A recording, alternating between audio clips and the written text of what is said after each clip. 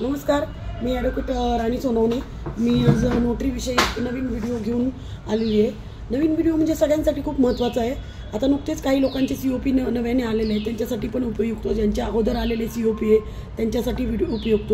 आजचा माझा जो व्हिडिओ घेते आहे पायल, तिच्यासाठी पण उपयुक्त. पायलने मला एक विषय घेतला, ती नवीनच नोटरी झालेली आहे आणि ती नोटरीची प्रॅक्टिस सुरू केली आहे तिने, पायलने. तर तिने मला तो विषय सांगितला की त्या विषयावर तुम्ही मॅडम एक व्हिडिओ करा. तर मला असं वाटलं की तो करायला पाहिजे. तो माझ्या पण डोक्यात विचार होता तो करण्याचा, की जो कदाचित खूप महत्त्वाचा आहे. तो पहिलाच व्हिडिओ असायला पाहिजे.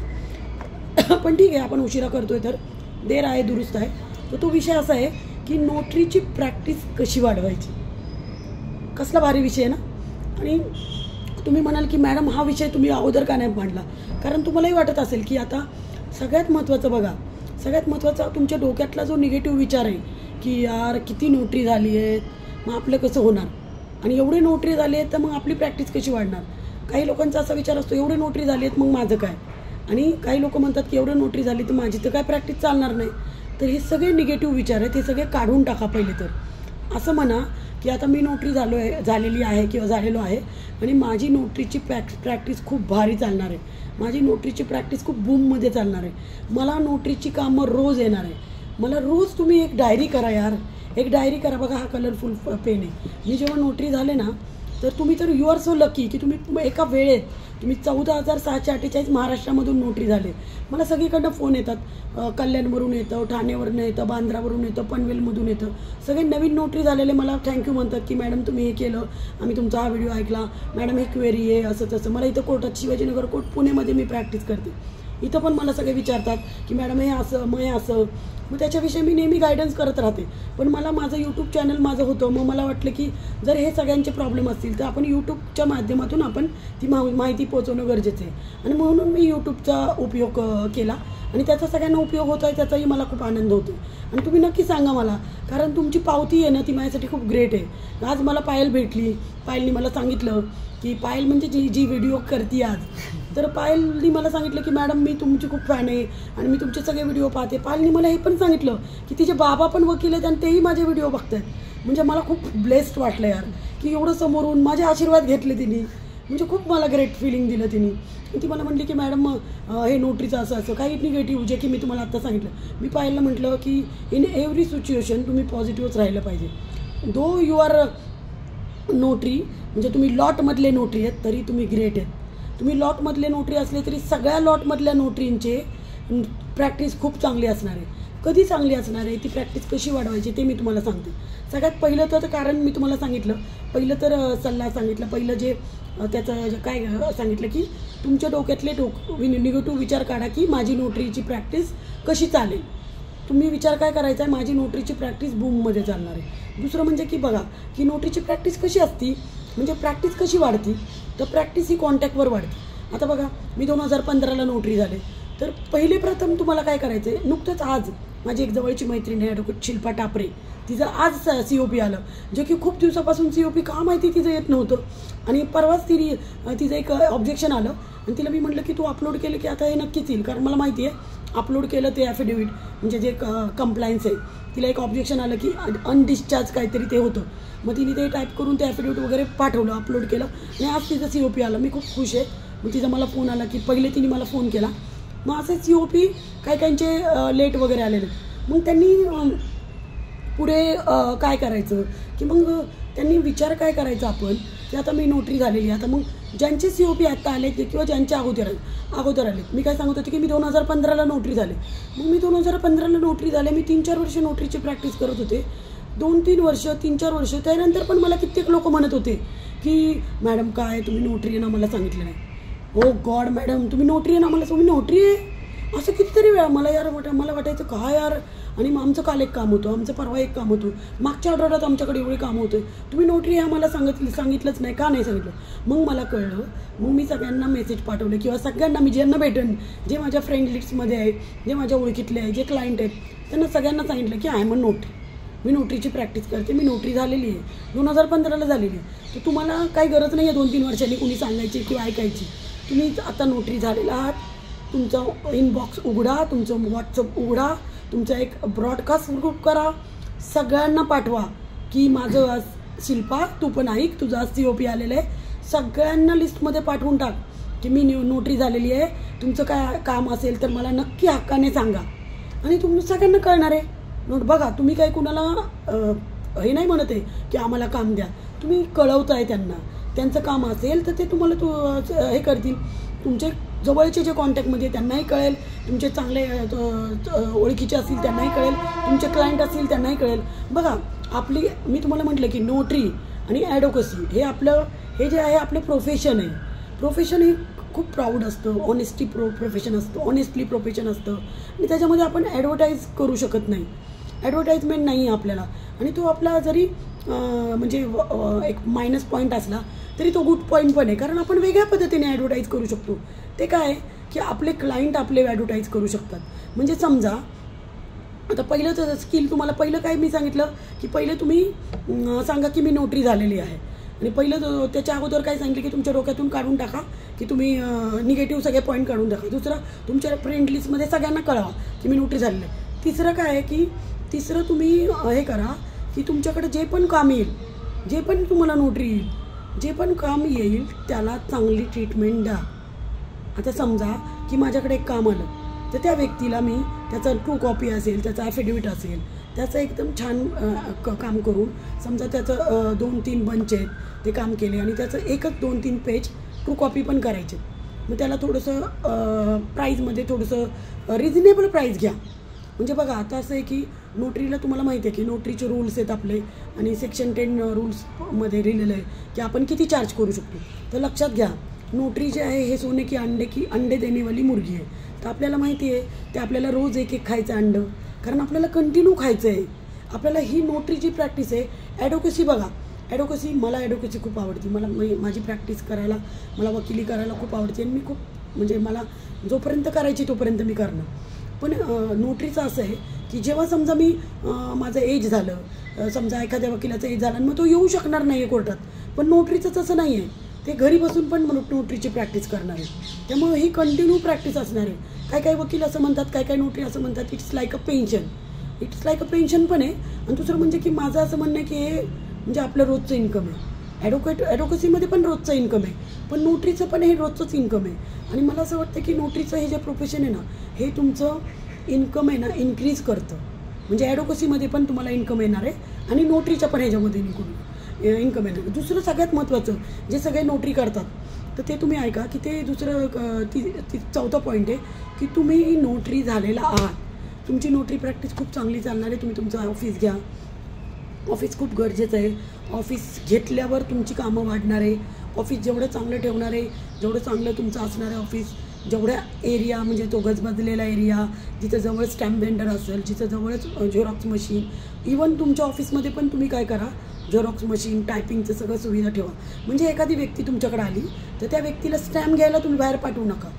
स्टॅम्प पण तुम्ही तुमच्या तिथं जवळच असणार आहे. एक स्टॅम्प वेंडर तुमच्या शेजारीच असायला पाहिजे ऑफिसच्या, अशा ठिकाणी ऑफिस घ्या की जे की म्हणजे तुमचे जो क्लायंट आहे. लक्षात घ्या, मला एखादं ॲफिडेविट करायचं आहे, मी पायलकडे गेले आणि पायल मला म्हणणार आहे हो तुमचं ते ॲफिडेविट आहे, तुम्ही त्या चौकात जावा आणि ॲफिडेविट हे करा, स्टॅम्प वेंडर. काय सांगता येईल, मी तिथंच स्टॅम्प वेंडरकडे मी जाणार, स्टॅम्प घेणार आणि ते लांब आहे आणि कदाचित त्या स्टॅम्प वेंडरकडे पण नोटरी असेल.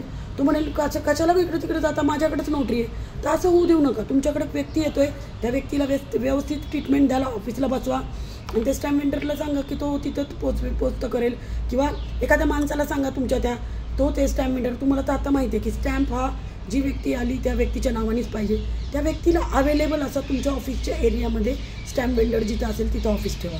दुसरं म्हणजे की सगळ्यात महत्त्वाचं नोटरीची प्रॅक्टिसचं आहे की लक्षात घ्या की आपल्या ॲडव्होकसीमध्ये आपल्या प्रॅक्टिस आहे, एकमेकांची म्हणजे आपली स्पर्धा आहे. पण नोटरीमध्ये स्पर्धा नाही आहे, ही विचार नका करू. तुम्ही शेजारी नोटरी आहेत. पायल आणि मी समजा शेजारी नोटरी करणार आहे, तरी पण पायलच्या कॉन्टॅक्टमधले पायलकडेच जाणार आहेत, माझ्या कॉन्टॅक्टमधले माझ्याकडेच जाणार आहेत. तुम्ही निगेटिव्ह विचार केला की तसंच घडणार आहे.